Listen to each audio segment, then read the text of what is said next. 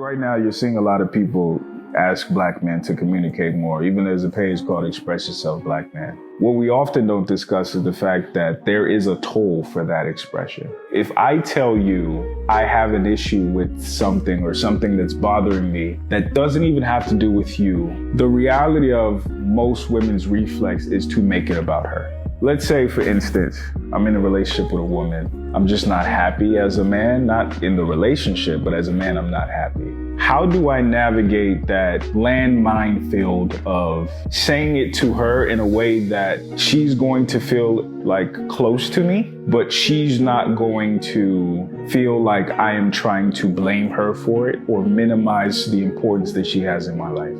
The unfortunate reality is most women are now going to turn that into her problem, and not her problem to solve, but now I have to deal with figuring out how to feel fulfilled and figuring out how to cheer her up from being upset that I don't feel fulfilled. Most men are going to say, no, I'm going to just keep it to myself. Maybe one day I'll figure out the best way to articulate it, to express to her that it's not her fault. It's just something that I have to work through. Or maybe it'll just go away. And then let it not be something that it is actually something that she's doing wrong. I often do hear a lot of women saying that men need to express themselves more. Right. But I do understand that comes with a toll. I think the question is, if you were to talk freely to your woman or, somebody you're in a relationship with or you trusted, Mhm. what would be the expectation? Because I know for you all as men, if I were to come home and be like, babe, I have this problem, all these things are going on, you're thinking solution, solution, solution, right? Yeah. You're thinking, Yeah. how can I fix this? We got to fix this.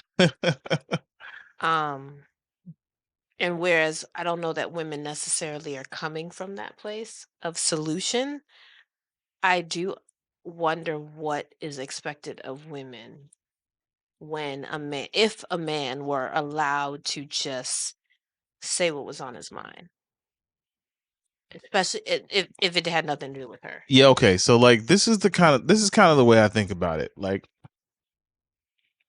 and I'm not trying to necessarily say anything about our relationship in specific at the moment, but I do kind of come at our relationship from this position, and that is whatever for me that really like pisses me off about you. Whatever for me is the thing that definitely grinds my gears. Whatever for me is the thing that really gets under my skin. I first and automatically assume that there is an equivalent on my end that makes you feel exactly the same way. I start there because it keeps me from getting in my own head and becoming the center of my own story, and it keeps me from thinking in kind of just simple terms like that. Does that make sense? Yeah. So instead, what I tend to do is say, okay, well, this is the thing that irks me. I'm sure I do a thing that irks her just as bad. I don't mean equal, meaning the thing that I do, you also do. Therefore, we're both doing this. No. Right.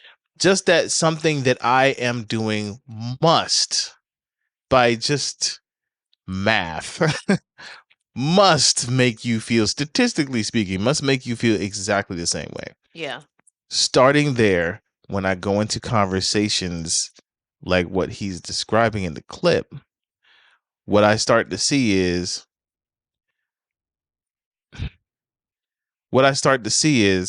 the best thing I can do in order to communicate properly is just communicate my feelings without necessarily communicating the feeling.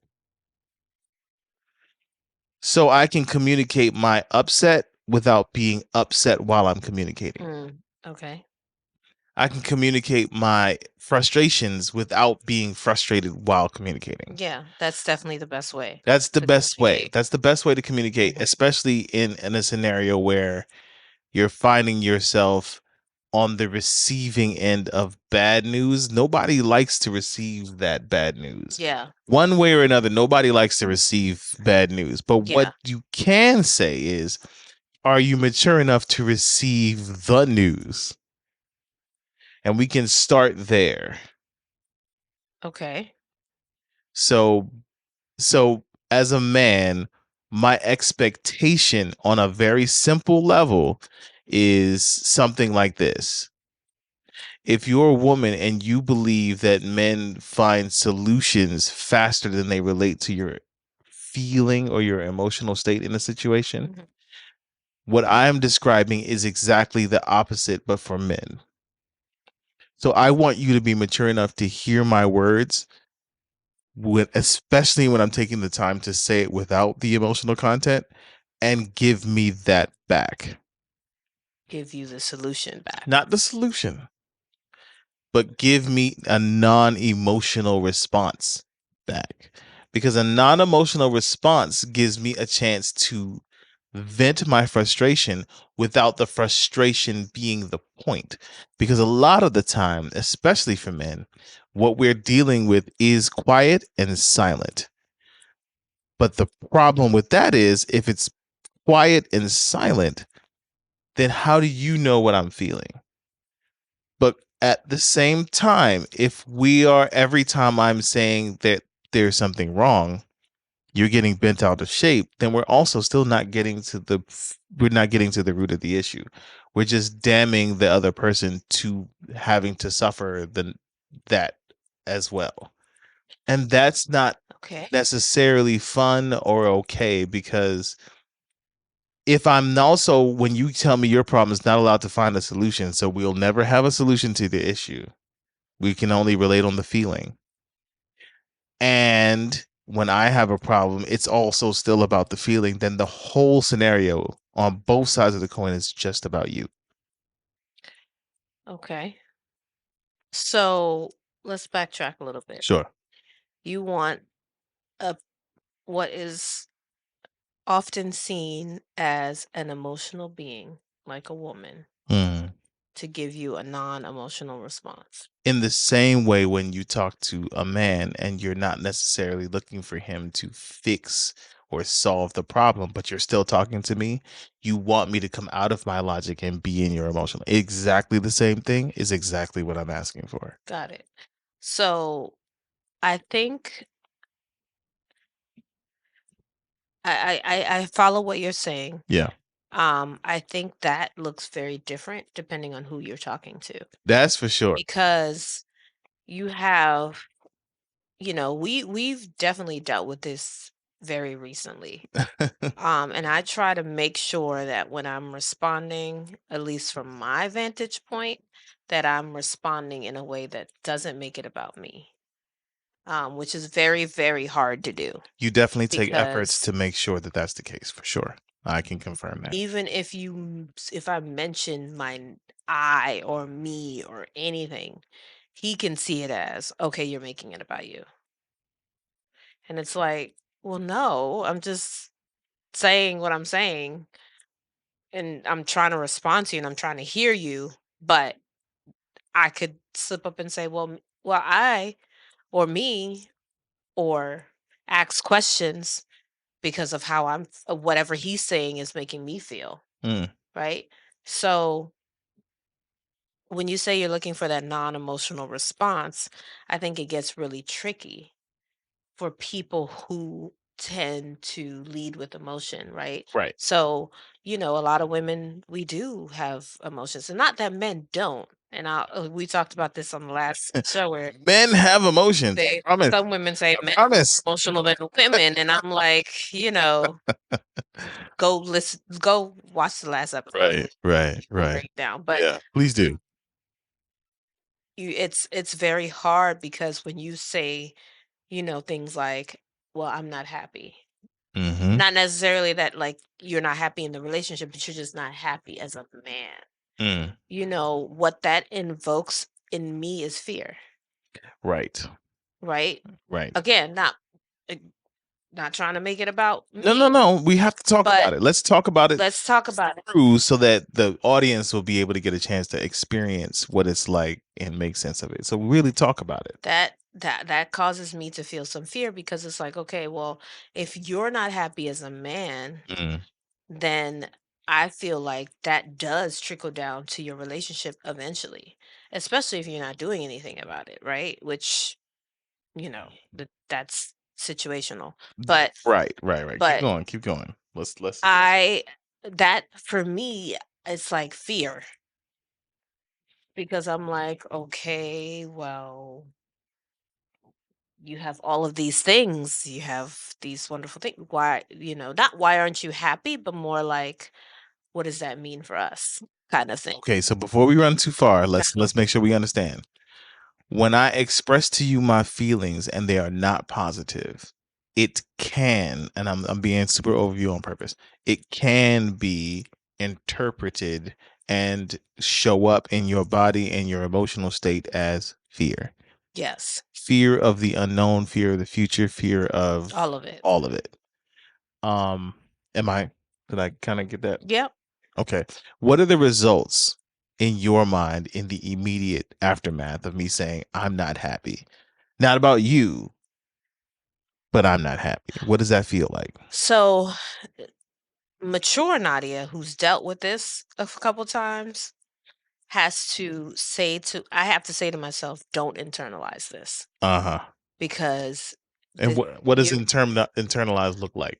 so don't get caught up in my feelings about it in the moment. Just listen to what he's saying. Let's start there.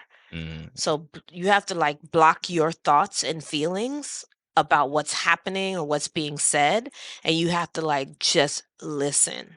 Like, not listen to respond, or not listen to interrogate, which I do. Not listen to Nuh-uh. not That's not what you do. listen to like That's totally not what you do. just listen, right? Hear it all. And that I'm not gonna lie to y'all, that is not easy. Right. That takes some work.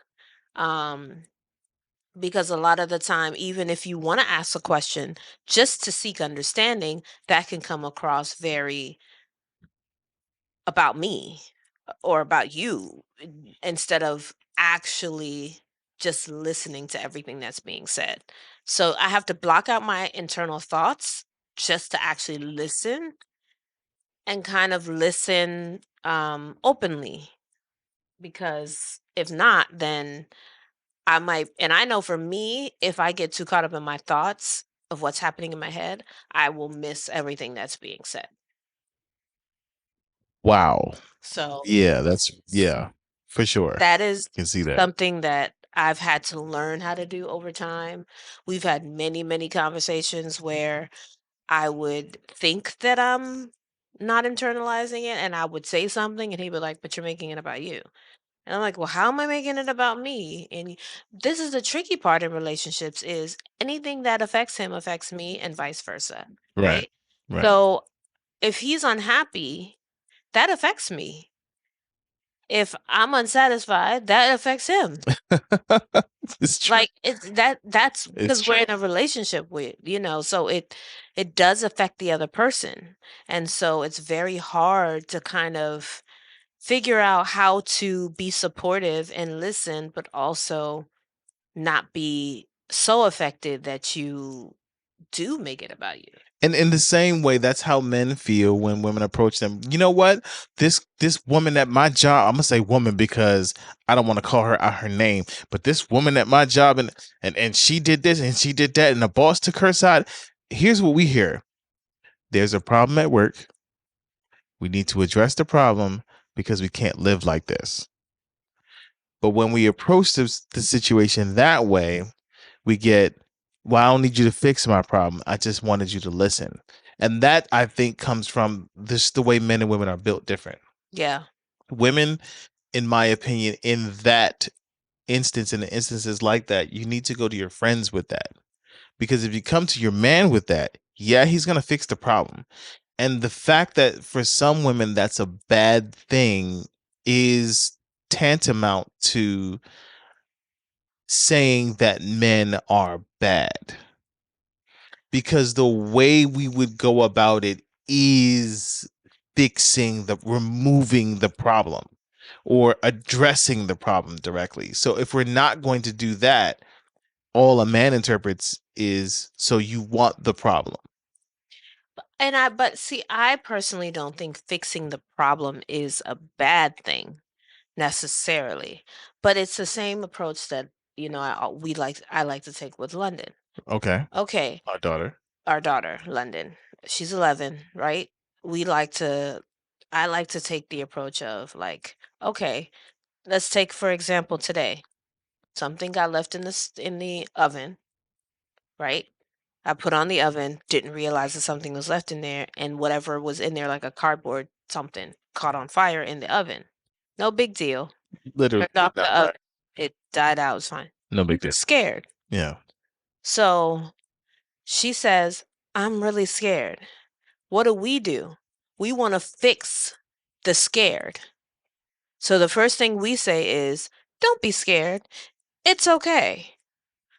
That's not necessarily a bad thing. Here's a problem. We've never taught her how to deal with being scared by telling her not to do it. We haven't dealt with the feeling. So by telling her don't be scared, we haven't addressed the fact of her actually being scared. That says to her, don't be scared says to her that I'm not allowed to be scared. Like something's wrong with me for being scared. At the fact that there's a whole fire and maybe it was a legit fire. It was fire. Flames. It was fire in the oven. It was a fire, right? So we're not actually telling her how to deal with scared. So if we say don't be scared, it's like don't go down that dark alley. That translates into something down there is dangerous because they're telling me don't do it. It's the same thing. Me feeling scared is wrong, so don't do that. Here's the problem. Now we suppress it because the kids suppress it because they feel like they're doing something wrong, and then now they're adults who are scared and don't know what to do with themselves. Don't know what to do with themselves. So it's the same thought. Not that the solution is bad necessarily, and of course we're adults, so we can't just handle ourselves like kids, but I think the solution without acknowledging the feeling implies sometimes that the feeling is ridiculous or trivial, but it's our feeling. So it's not bad necessarily to provide the solution. I just don't know if it's always what's needed in the moment.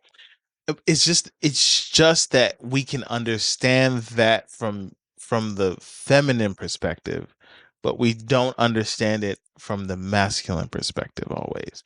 And from the masculine perspective, sometimes that thought process makes no sense.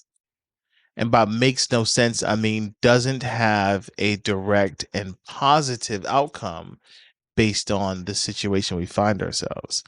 So it comes with the same thought process of why sometimes men don't do great in therapy. It's because feeling better doesn't necessarily help me feel better. Right. From our perspective. Because feeling better about a situation that's not good just leaves me in a position to deal with the not good while feeling better about it. And most men can't feel better about a situation while it's not better. Right.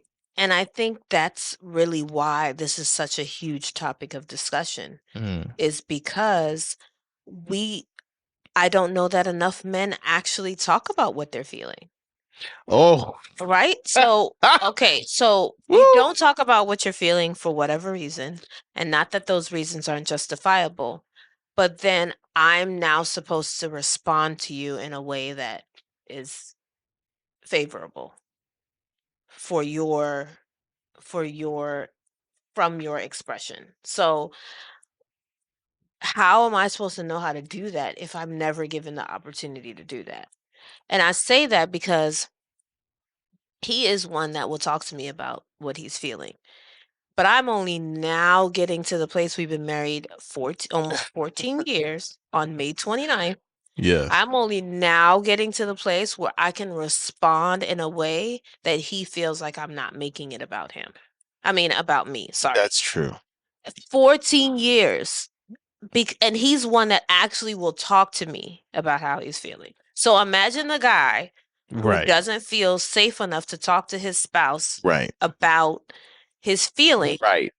Right. And then he does, and it's like, well, so what am I? Chopped liver? And, she's blowing up because she doesn't really know how to respond How to respond to his feelings. because he never talks about it. And in his mind, he's like, well, this is why I don't talk about it, because it causes all of this. And so Right. now we're in this vicious cycle of, I'm not going to talk to you because you're going to blow up.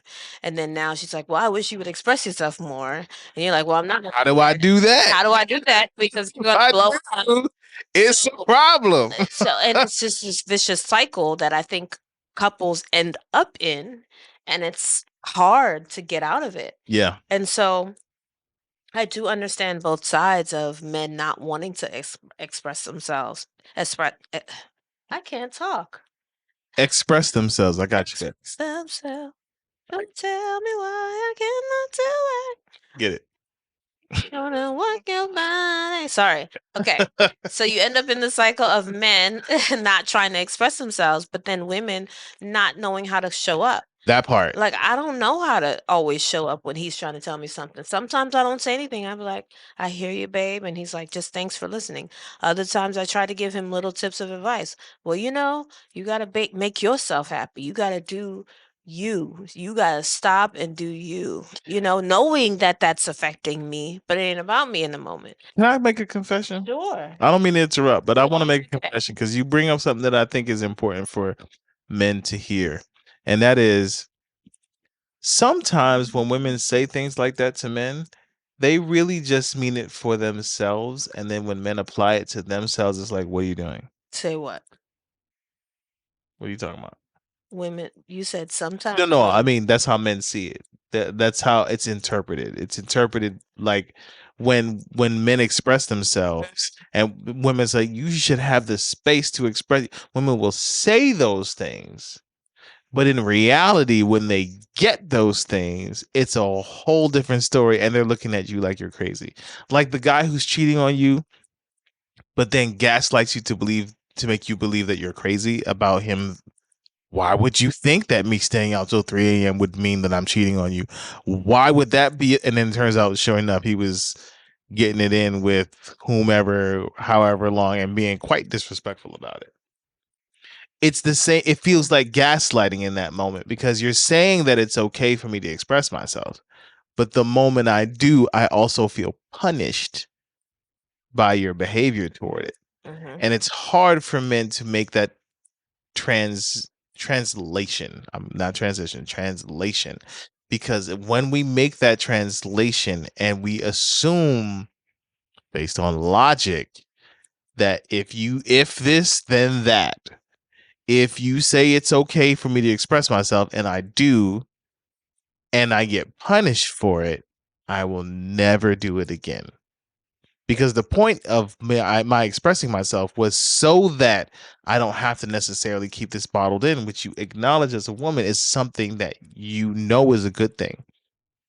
But sometimes I think women forget that it might be a good thing for you, but not always a good thing for the unit. And I agree. And I don't think that all women are equipped to handle male expression. Yes. I'm sorry, women. I love y'all, but In what ways? It's not like talking to your girlfriend. In what ways is it different? And you've been dealing with the same man for 14 years.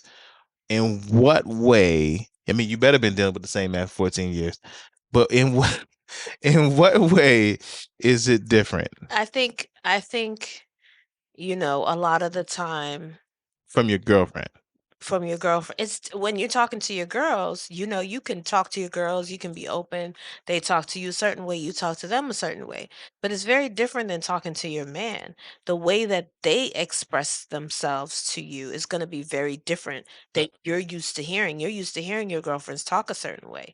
And so I hear a lot of women say, "Yeah, I want my man to express themselves."